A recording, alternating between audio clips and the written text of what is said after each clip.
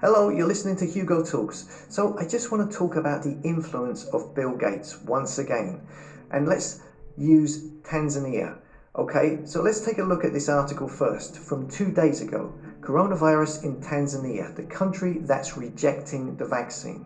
So, Tanzania has a president who doesn't want the country to have the vaccine. They claim that the country is COVID free. There are counterclaims saying that the country is lying and that this isn't true. Hard to know really what is true unless you're actually there. But I would imagine that if there were a lot of people infected and dying in Tanzania, it would be difficult to hide that.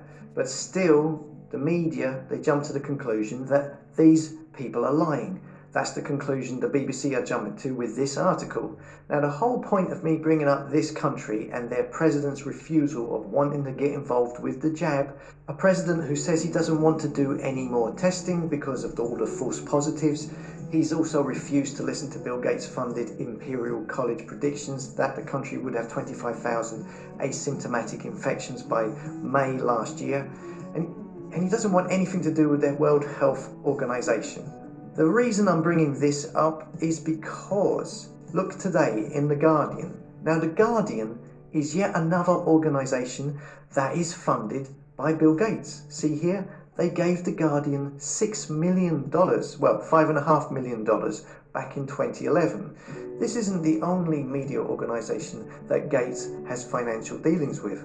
There are many others. ABC in USA, he's even given BBC 20 million, and there's other companies as well. And today we see this in The Guardian is a Bill and Melinda Gates funded article. And look, guess what? This article is not happy that this president's country is not buying into the vaccines. Here's the headline.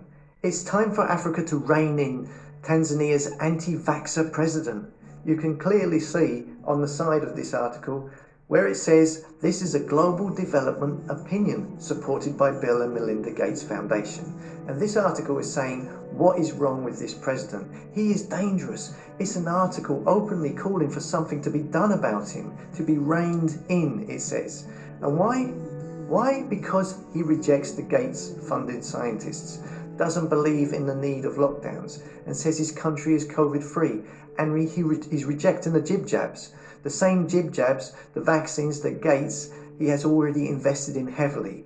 Vaccines that Gates hopes will lead to health passports, which his company Microsoft are currently working on and invested in.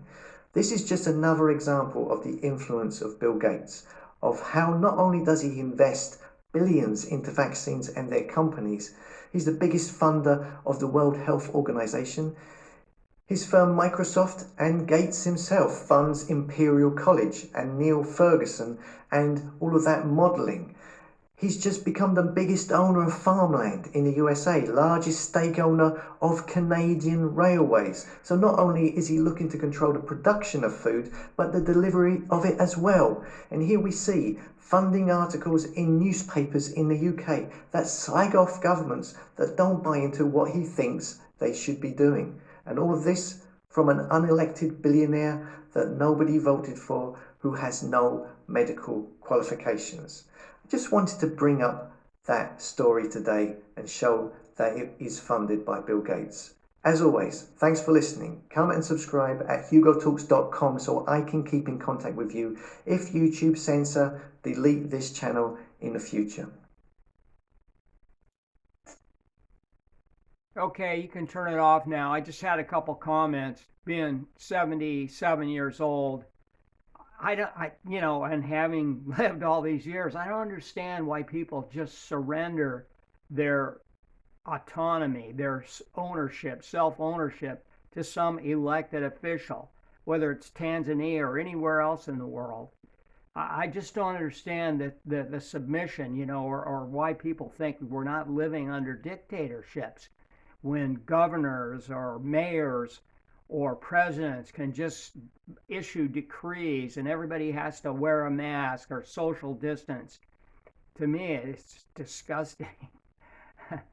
Anyway, thanks for watching. Bye.